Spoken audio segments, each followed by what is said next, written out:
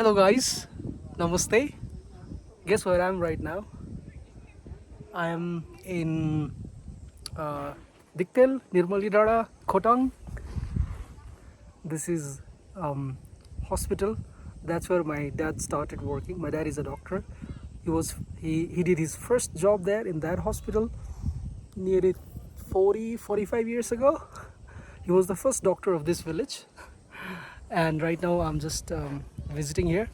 My mom is also just, I mean, my dad married my mom, and her house is just below somewhere here.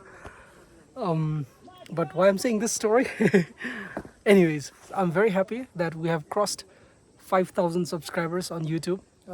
We started this just as an experiment if people are interested to learn Nepali language.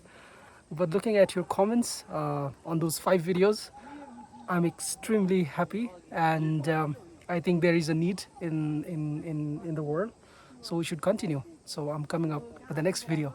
Thank you very much for all the love that I see in the comment section. I really appreciate, and I wish to see your support and love more.